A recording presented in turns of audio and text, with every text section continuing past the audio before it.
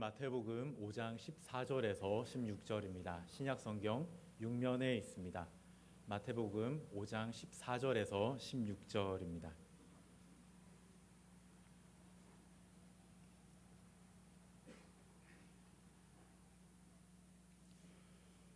너희는 세상의 빛이라. 산 위에 있는 동네가 숨겨지지 못할 것이요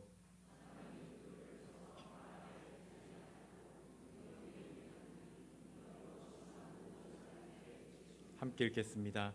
이같이 너희 빛이 사람 앞에 비치게 하여 그들로 너희 착한 행실을 보고 하늘에 계신 너희 아버지께 영광을 돌리게 하라. 아멘. 할렐루야, 할렐루야. 오늘 하나님 앞에 나온 여러분 모두에게 하나님이 예비하신 은혜와 축복이 넘치게 임하시기를 주님의 이름으로 축원합니다. 칼 힐티가 쓴 잠 못 이루는 밤을 위하여라는 책이 있습니다. 요즘 열대야 때문에 잠을 못 이루시는 분들은 이런 책 사서 보시는 것도 좋을 것 같아요. 그런데 이 책에 이런 글이 나옵니다. 인생에서 가장 행복한 날은 자신에게 주어진 사명을 발견하는 날이다. 다른 날이 행복한 게 아닙니다. 내가 그냥 살기는 사는데 무엇을 위해 살아야 되는지, 어떤 가치에 내 인생을 투자해야 되는지 그 불명하겠던 사람이 사명을 발견하면 그것이야말로 가장 행복한 삶이 시작되는 날인 것입니다. 그런데 주님은 오늘 본문 14절에서 우리의 사명을 알려주셨습니다. 너희는 세상의 빛이라. 너희는 세상의 빛이다. 그 사명이 있다. 그것을 알려주고 계십니다. 우리가 빛의 사명을 다하려면 어떻게 됩니까? 빛의 특징이 무엇인지 알아야 빛답게 살 수 있지 않겠습니까? 그래서 오늘은 빛의 특징에 관해서 살펴보면서 우리의 사명이 무엇인가를 함께 생각해 보도록 하겠습니다. 첫째, 빛은 어두움을 물리치는 특징이 있습니다. 여러분, 하나님이 천지를 창조하실 때에 다른 것보다도 제일 먼저 빛을 창조하셨습니다. 그것이 가장 귀하기 때문입니다. 가장 소중하기 때문에 그렇습니다. 빛을 창조하시기 이전에 이 세상은 혼돈하고 공허하고 흑암이 깊음 위에 있었다 그랬어요. 캄캄했습니다. 그런데 하나님이 빛을 창조하시니까, 그러니까 혼돈이 사라지고 공허가 없어지고 흑암이 물러가게 되었습니다. 하나님이 빛을 창조하시고 하나님 보시기에 어땠더라? 좋았더라 그러셨어요.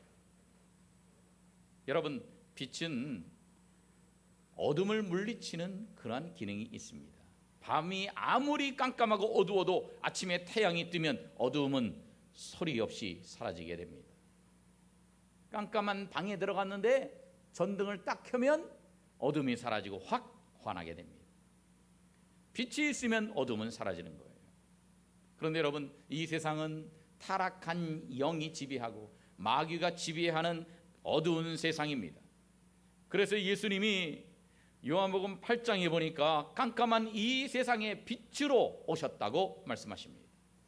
그래서 빛으로 오신 예수님이 어둠의 세력을 결박하시고 악한 마귀의 세력을 결박하고 승리하셨습니다. 그래서 우리는 더 이상 악한 마귀의 종이 아니라 하나님의 자녀로서 살게 되었던 것입니다.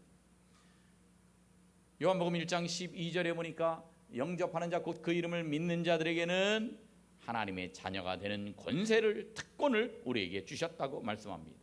그래서 우리가 예수님 영접하는 순간, 예수님을 믿는 순간 마귀의 종에서 하나님의 자녀로 변화됩니다. 사망에서 생명으로 옮겨지게 됩니다. 어둠의 백성에서 빛의 자녀가 되는 것입니다. 그래서 우리는 이제 빛의 자녀가 되기 때문에 빛을 바라면서 이 어두운 세상 속에서 빛을 나타내야 합니다. 그래서 오늘 본문 16절에 보니까 이같이 너희 빛이 사람 앞에 비치게 해야 된다 말씀하십니다. 우리의 빛을 어둠에 있는 이 세상 사람들에게 비춰주라고 말씀하시는 거예요. 유명한 성 프란시스 수도원에 세 젊은이가 수도사가 되기 위해서 찾아왔습니다. 성 프란시스가 이 세 명의 젊은이를 데리고 지하실로 갑니다. 깜깜합니다. 깜깜해서 얼굴도 잘 보일락 말락해요. 그런데 첫 번째 젊은이에게 묻습니다. 자네는 어떻게 왔는가? 이 세상이 너무 악해서요. 내가 여기서 수도를 한 뒤에 이 악의 세력을 일망타진하겠습니다. 그렇게 보람차게 포부를 이야기합니다. 아, 그래, 일망타진해야지.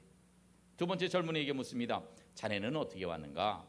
예, 저는 수도를 해서 이 세상의 불의한 세력들을 다 퍼내겠습니다. 아, 그래야지. 세 번째 청년에게 묻습니다. 자네는 어떻게 왔는가? 이 수도원에서 돌을 닦고 힘을 얻어서 이 세상의 어둠의 세력들을 다 쓸어버리겠습니다. 아, 그래야지. 그러면서 이 성 프란시스가 도구 하나씩을 줬는데 일망타진하겠다고 하는 그런 젊은이에게는 몽둥이를 하나 줬고요. 다 퍼내겠다고 하는 사람에게는 물을 풀 수 있는 양동이를 줬고, 그 다음에 어둠의 세력들을 다 쓸어버리겠다고 하는 젊은이에게는 빗자루를 줬답니다. 그리고 얘기를 했대요. 자, 이 지하실이 깜깜하니까 이 어둠을 자네들이 물리쳐 보게나. 그래가지고 몽둥이를 받은 이 젊은이가 이 어둠을 일망타진하기 위해서 이리 치고 저리 치고 내쫓으려고 그러는데 어둠은 절대 쫓겨나가지 않고 오히려 옆에 있는 사람만 자꾸 때리더라는 거예요. 두 번째, 양동이를 갖고 있는 사람이 물을 퍼내듯이 어둠을 퍼내려고 아무리 그래봐야 어둠을 퍼낼 수가 없더라는 거예요. 세 번째 젊은이가 빗자루로 어둠을 다 쓸어내려고 막 빗자루질을 열심히 하니까 먼지만 나지 어둠은 꼼짝 안 하고 그대로 있답니다. 그때 프란시스가 박수를 딱 치니까 이 수도사들이 한 사람 한 사람씩 들어오는데 모두가 손에 촛불을 들고 들어왔습니다. 한 사람씩 들어올 때마다 지하실이 점점 더 환해집니다. 어둠이 물러갔습니다. 그때 프란시스가 이 세 젊은이에게 이런 말을 남겼습니다. 빛이 되어라. 빛이 되면 어둠은 저절로 물러가느니라. 몽둥이 가지고 난리칠 것도 없고 빗자루질을 그렇게 할 필요도 없다는 거예요. 내가 빛이 되면 어둠은 저절로 물러가게 되어 있다는 겁니다. 그렇습니다. 오늘날 우리는 세상이 더럽다고 한탄합니다. 세상이 어둡다고 불평합니다. 그러나 그러지 마십시오. 내가 먼저 빛이 되면 우리 가정에 어둠이 물러가게 되어 있습니다. 우리가 빛이 되면 이 사회가 밝아지게 되어 있습니다. 문제는 이 사회가 더럽다고 어둡다고 말하는 우리 자신이 아직 빛이 되지 않았다는 것이 문제입니다. 예수님이 친히 누가복음 11장에서 이런 말씀을 하셨어요. 같이 읽어볼까요? 시작. 그러므로 내 속에 있는, 우리는 우리가 빛이라고 생각합니다. 나는 빛이야 그렇게 생각하고 있는데 살아가다 보니까 언젠가 내 자신의 빛이 점점 어두워지고 있고 내가 빛을 잃고 있고 세상에서 빛을 나타내지 못하고 있는데, 그런데 나는 내가 빛을 드러내고 있는 줄로 착각하며 살 때가 있어요. 그래서 난 빛이야 그렇게 생각했는데 실제로 알고 보니까 내 속에 빛이 없어요. 내가 은혜 받았을 때에는, 내가 성령 받았을 때에는 빛을 드러내며 살았는데, 그런데 언제부터인가 내 신앙이 약해지고 나태해지고 그러면서 내 받은 은혜가 고갈되고 나는 지금 빛을 발하지 못하고 있는데 여전히 내가 빛인 줄 그렇게 생각하고 사는 우리들에게 예수님이 하신 말씀입니다. 내 속에 있는 빛이 벌써 어두워지지 않았는가 살펴봐라. 여러분 속에 있었던 빛이 지금 어두워지지는 않았습니까? 여러분 스스로가 깜깜해지지 않았습니까? 빛으로 세상 속에서 그 역할을 못하며 살고 있지 않습니까? 내가 제대로 빛을 내야 세상을 바꿀 수 있습니다. 세상이 왜 어둡냐고 왜 부패하냐고 말할 것이 아니라 내가 먼저 빛이 되면 달라지는 것입니다. 그래서 이사야서 60장에서 이렇게 말씀합니다. 일어나라 빛을 발하라. 따라합시다. 일어나라 빛을 발하라. 옆에 있는 분들에게 그렇게 인사하겠습니다. 일어나라 빛을 발하라.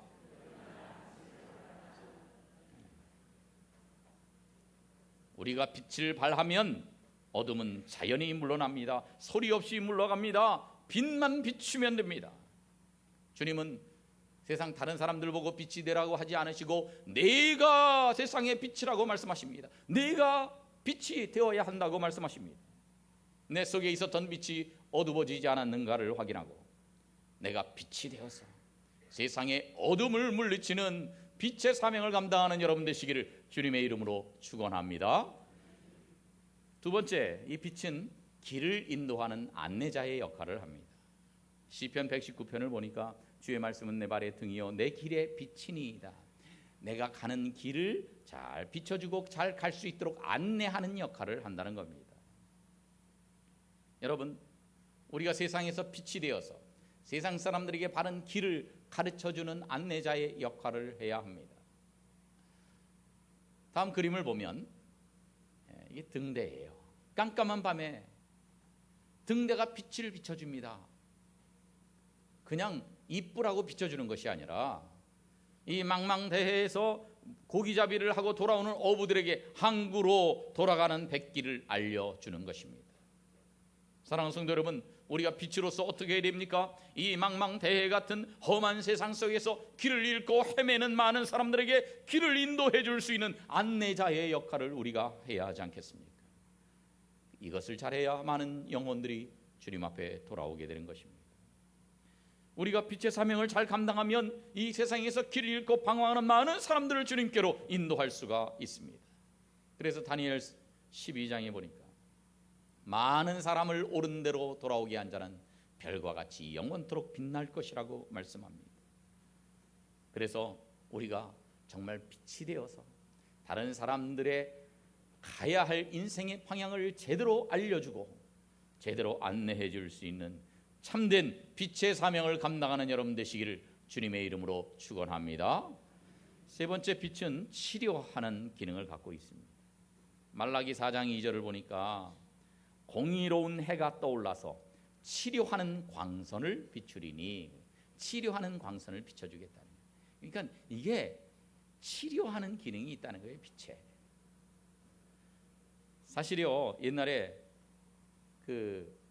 이제 이 광목 같은 거를 빨아서 그다음에 어떻게 합니까? 햇빛에다가 말립니다. 또 장마철에 이불이 이게 눅눅해지고 그러면요, 햇빛 날 때 어떻게 돼요? 햇빛에다가 말립니다. 그러면 햇빛이 그 속에 있는 뭐 곰팡이고 뭐고 다 이렇게 죽이는 거예요. 소독을 하는 거예요. 그걸 일광소독이라고 해요. 햇빛은 굉장히 중요해요.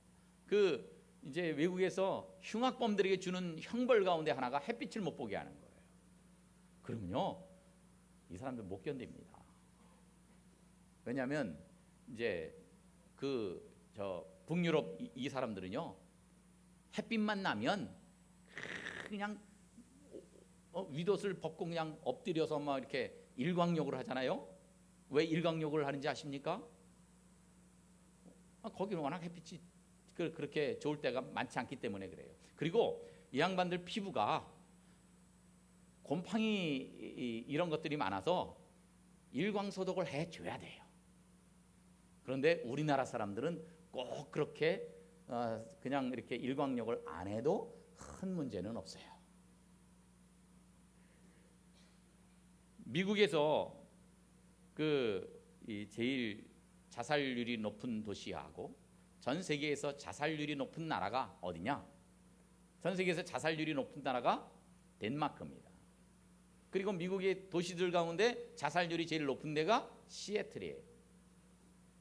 이 두 군데가 못 먹고 못 살아서 자살률이 높은가? 아니에요.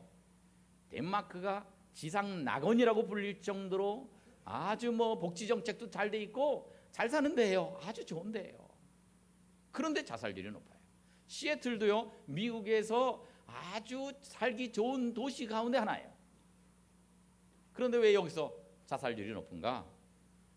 그 이유는요, 세계에서 일조량이 가장 적은 곳이기 때문에 그래요. 날씨가 안 좋아요. 흐리기도 하고 비가 오는 날이 6개월 이상 계속됩니다. 그래서 사람들이요, 우울증에 빠져요. 우울증에. 그래가지고 우울증 때문에 이렇게 자살을 많이 하게 된다 그럽니다. 여러분, 빛은 우리 육신만을 치료하는 것이 아니라 우리 마음을 치료하는 거예요. 우울증까지 치료하는 거예요. 하나님의 빛은 치료하는 광선이 됩니다. 우리 영혼까지 치료하는 것입니다. 그래서 우리도요, 하나님의 빛을 받은 사람으로서 우리가 빛의 사명을 잘 감당하려면 우리도 다른 사람을 치료하는 사명을 이렇게 인식할 수 있어야 돼요. 우리 주변에 마음 아픈 사람들이 있어요.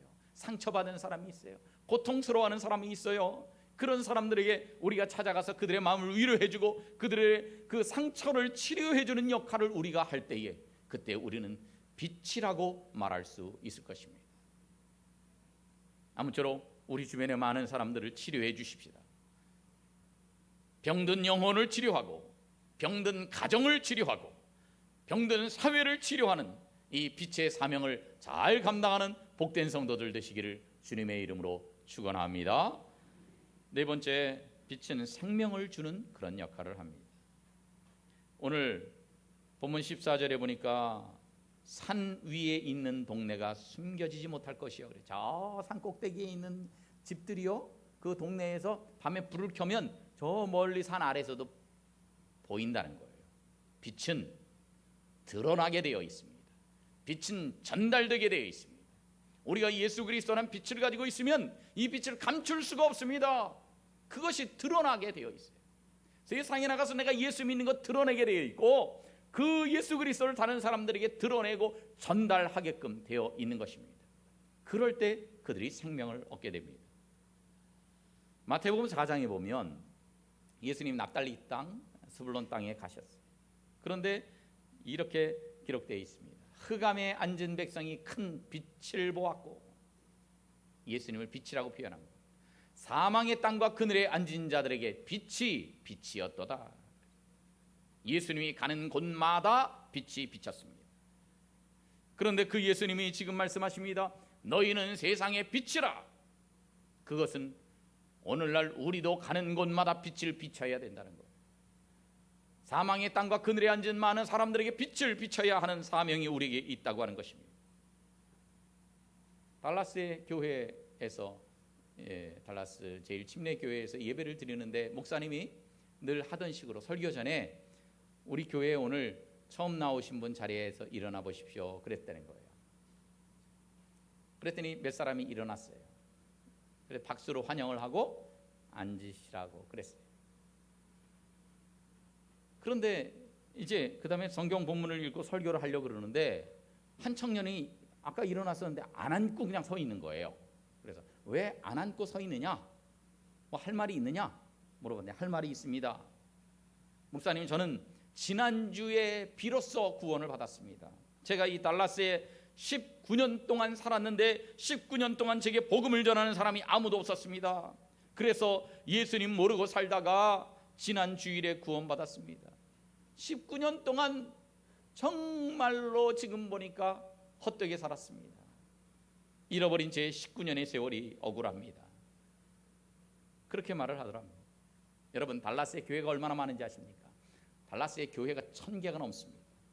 그런데 그 많은 교회가 19년 동안 이 청년에게는 복음을 전한 교회가 없었고, 그 교회들에 다니는 많은 성도들 가운데 이 청년에게 19년 동안 복음을 전한 사람이 아무도 없었다고 하는 것입니다.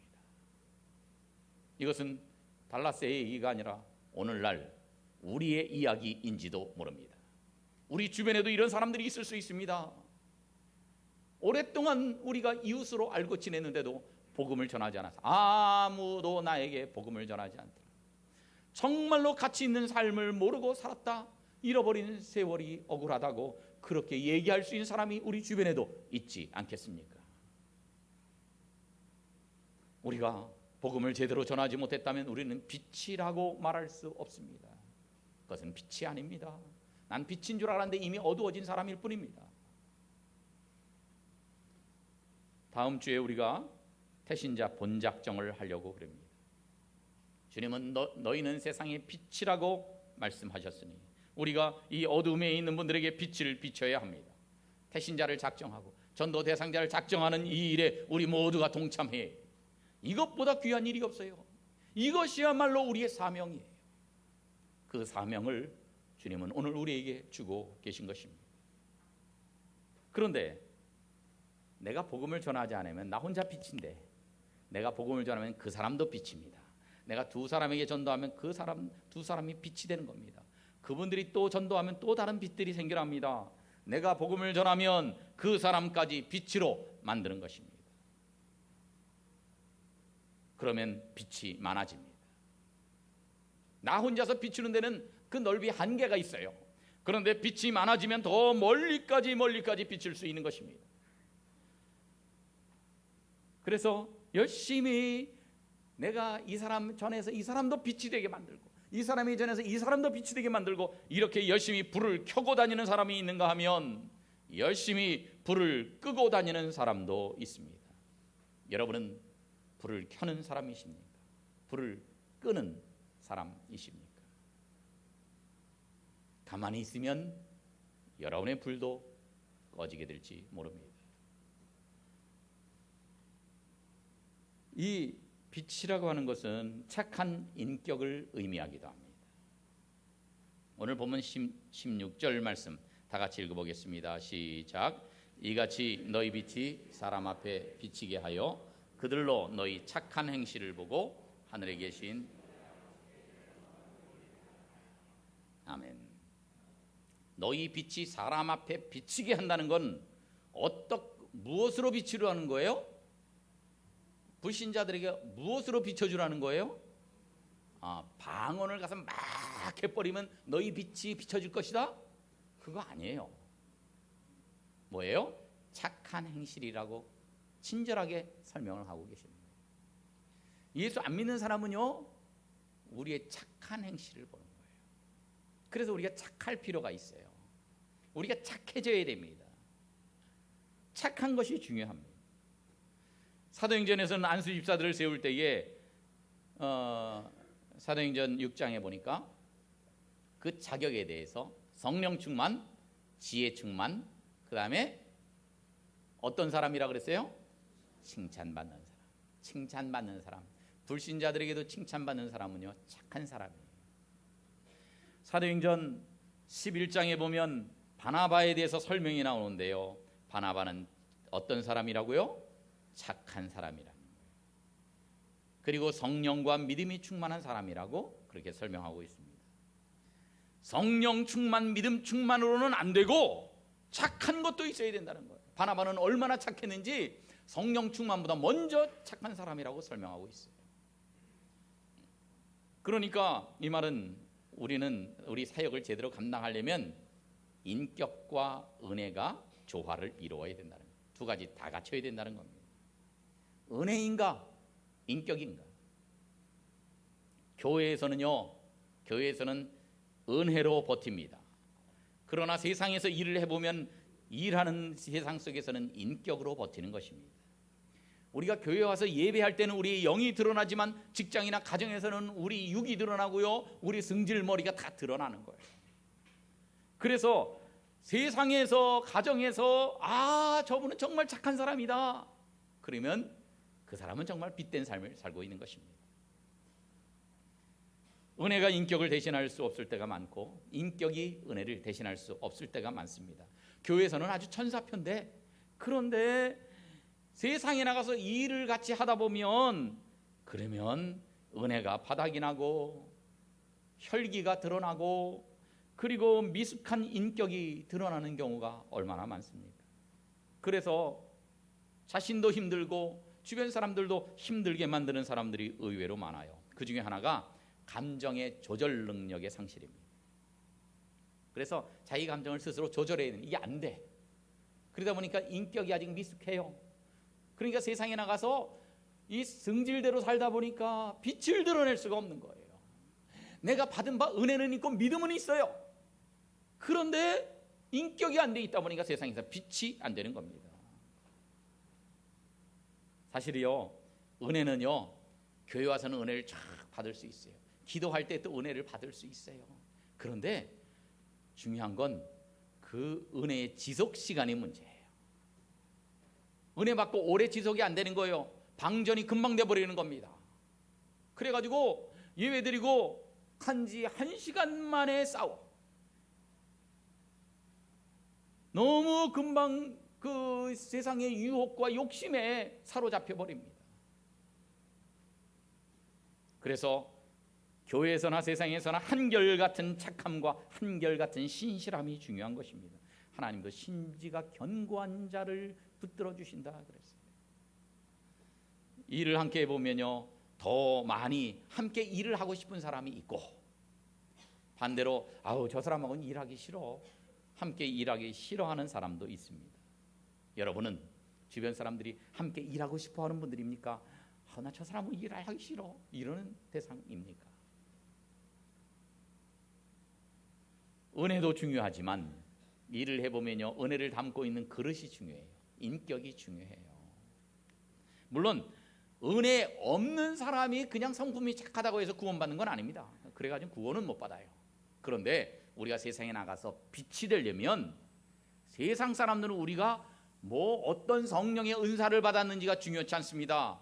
저 사람이 착한지 안 착한지 인격을 본다는 거예요.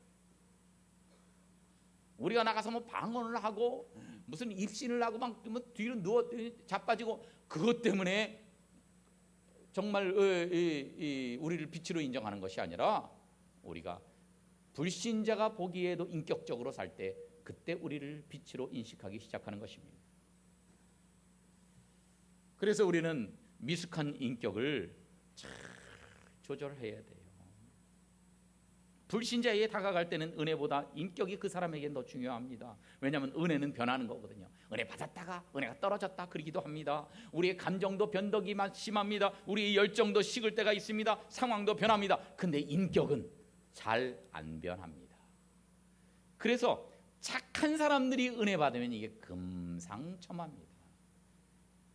여러분, 은혜 받을 때에 충성하는 것은 누구나 할 수 있지만 은혜 없을 때에도 충성하는 것은 아무나 할 수 있는 것이 아닙니다.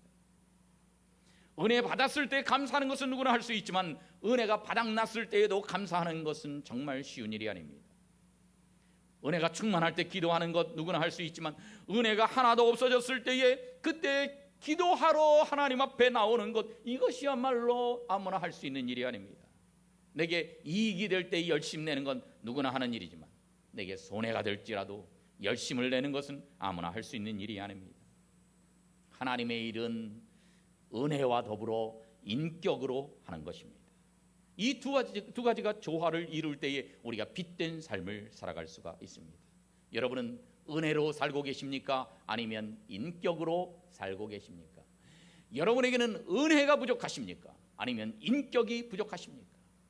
부족한 점을 우리가 보완해야 하지 않겠습니까?